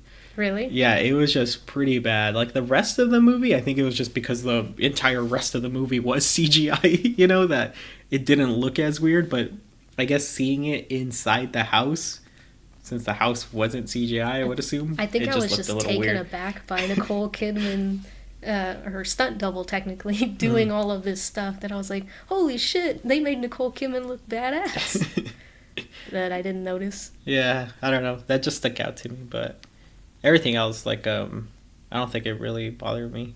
Kind of, what's her face? Mira's hair.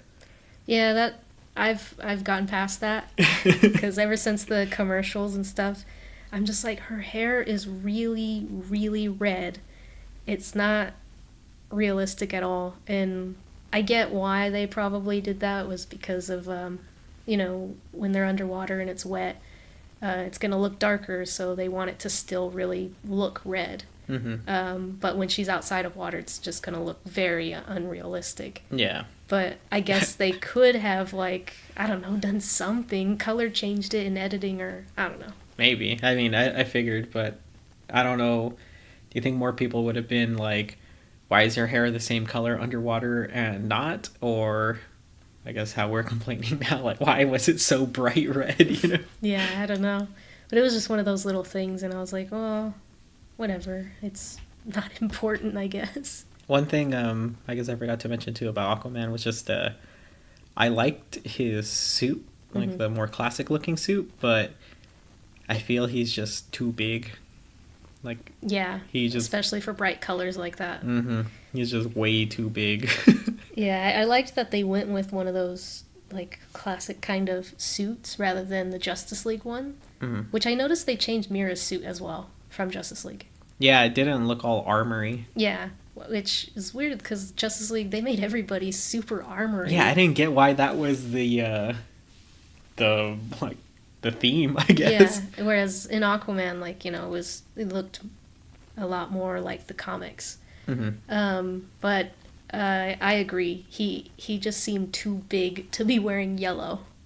Yeah, because it wasn't even like a darker orange. It was that bright, like platinum gold yellow color. That I was just like, whoa, like I don't know.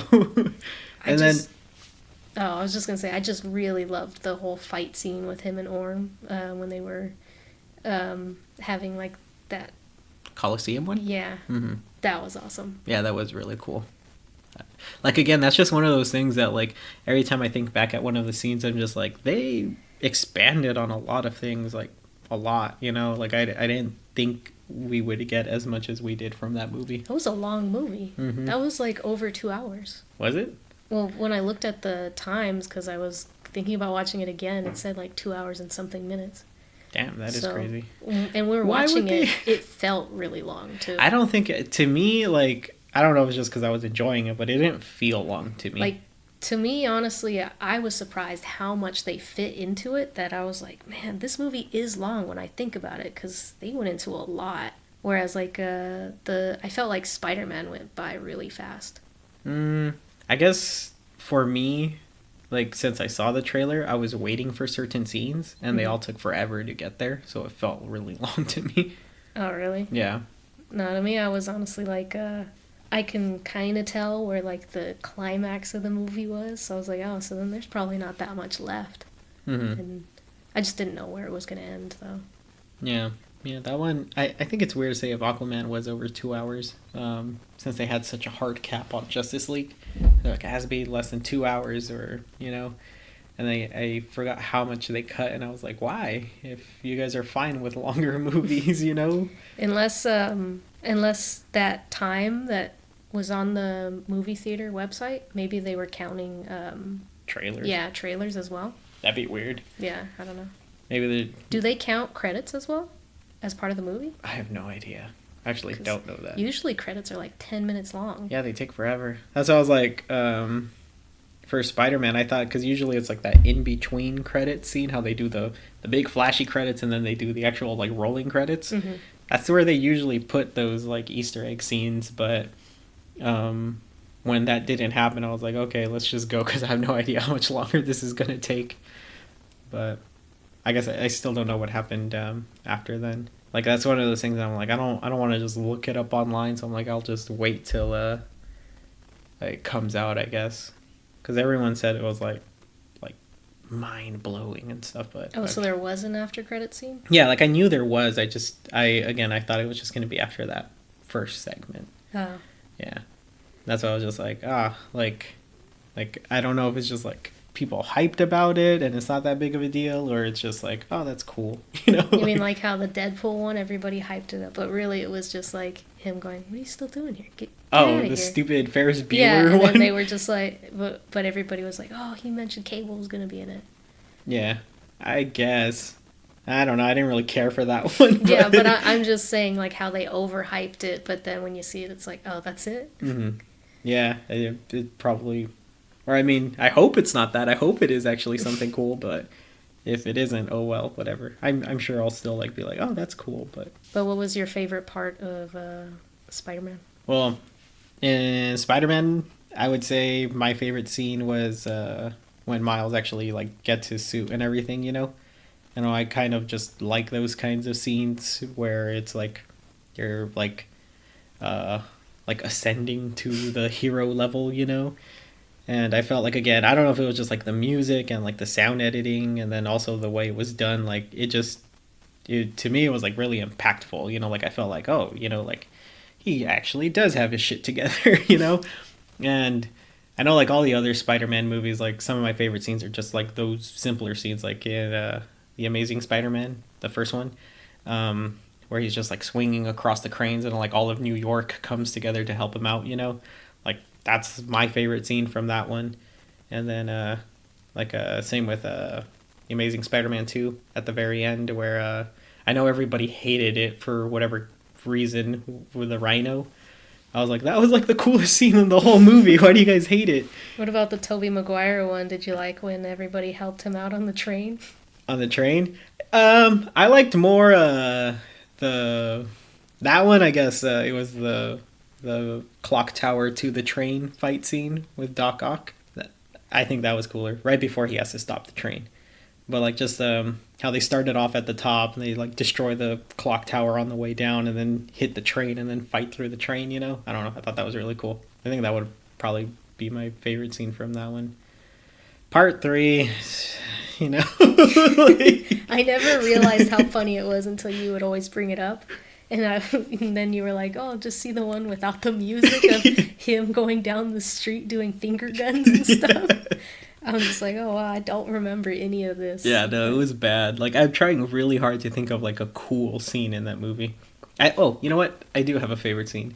It was when Sandman comes to life, when he's, like, in that whatever thing transformed him. Oh, and all the sand's flying everywhere?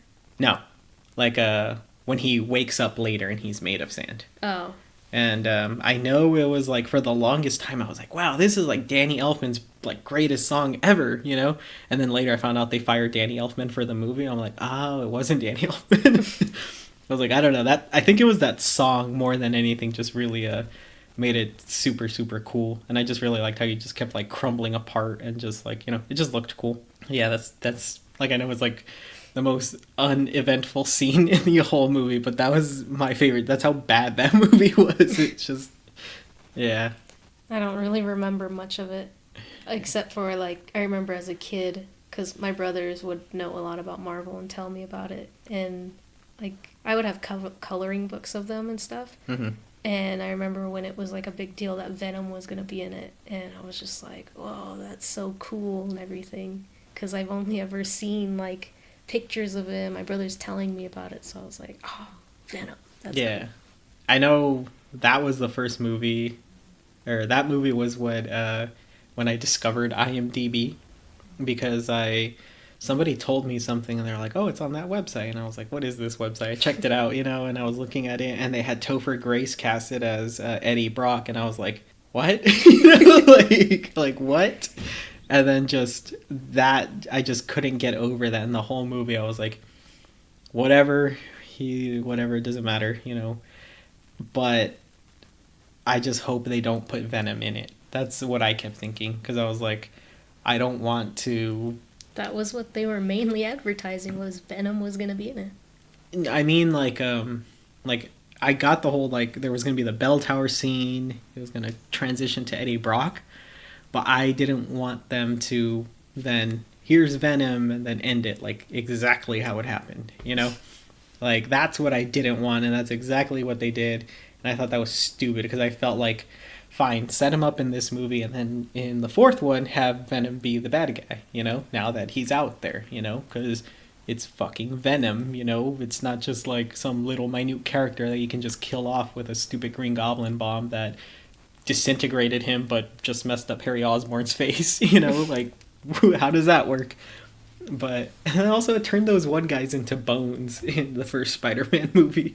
It's so like, well, I wonder what this one's gonna do. Like, you don't know the effects of those pumpkin bombs. Sorry. The inconsistency. Very passionate about this. Well, I mean, it seems pretty much like they're gonna be making another Spider-Man, though, right? I would assume so. And like I said, I hope they go into more Spider-Man universes. Like, it'd be cool to get like a Spider-Man 2099. I know Ben Reilly would be weird just because he's technically a clone and he does exist in the 616 universe. So that's kind of like a tricky one, since it's supposed to be dimensional things. But he's my favorite. And I don't know. I guess there's like other Spider-Punk. That one's cool. There's a lot of Spider-Man. Yeah, there's a ridiculous amount. There's Spider-Man UK. He has like the British flag instead of like the webbing and stuff. It looks stupid. I can't remember any of the other ones right now for some reason. But no, yeah, I mean, that'd be cool. I'll still watch it. I just hope they go more into not so much like, oh, put a whole bunch of villains, but enough focus on villains. Like, I felt like the Prowler had more than enough time to really show you the character, you know? Mm-hmm. So I thought that was like, I hope to see at least that much for each additional villain that they add to it. Did that jump scare get you What jump scare? with the Prowler? I guess I didn't even know there was Oh, supposed to okay. be a jump scare. Did it get you, I'm assuming? Like, I expected it, but it's still, like, the music got me a little bit. Because it was when he was hiding behind the couch and his okay. uncle came in. Uh-huh. And the moment, like, he was going to his uncle's and everything, I was like, oh, he's that bad guy. Mm-hmm. And, because then he, like, can sense him and he's, like, looking for him even though he's invisible. And then he comes around the couch all crazy. Mm-hmm. Like, I had a feeling something like that was going to happen, but it Yeah. still was creepy when it did. I think I did the same. Like, I expected it. Like, it didn't like scare me or anything, but I think maybe like how I said, like, because they had those noises, Yeah. it just made it even more so. And that's why I'm just like, I don't know whoever it was. I thought they did like a crazy good job, because there was also the when like that scene I was talking about where he like puts on the suit, like just like when he's like walking across the building and you see it from the inside, how the glass on his shoes sounded, and another part where like he's falling down and he like where he puts his arms back and then all the panels appear, like each one had its own sound that just like emphasized the speed that he was going at and stuff. Like, I don't know, there was just like a lot of things that I was like, oh, like it just made it sound really cool or look cool. It just helped it. Mm-hmm. But yeah, I Yeah. think I'm done fangirling about it. But Yeah, I'd say we covered a lot. We talked about the play, which also I realized when I said Nigel Lithgow was in Dancing with the Stars. I was like, oh, wait a minute. No, I know him from So You Think He Could Dance, which was the one I liked. I get them mixed up, though, because, I don't know, they have people come from both. yeah, But we also talked about Aquaman and a lot about comic books. yeah, with we went both. everywhere kind of. We did, and Yeah. honestly, this whole time I was like, we should have just made a whole nother episode just dedicated to this, because this is going to be a really long episode. I'm sorry, everybody. Yeah. But I hope you guys enjoy it. I think it's just one of those things, if we both have something to talk about that we're really passionate about, we'll go into it like crazy. Yeah. But I guess it's a good way to end the year. Oh yeah, that's true. Yeah. Long episode. Yeah, to end 2018, and hopefully 2019 will be even better. Hopefully. Yeah, I don't know. I like to say 2018 was my slacker year, and 2019 I hope to kind of get more back into being more productive and stuff. You rubbed your belly. Did I? Yes, you did. Oh man, I mean, I'm in the same boat. I just hope I can get out of whatever I'm in and just have a more productive year as well. Yeah, I have a lot of cool ideas and plans, and hopefully we can get a lot of them out to you guys, because I don't know, I think We think they're cool. yeah, we think they're cool.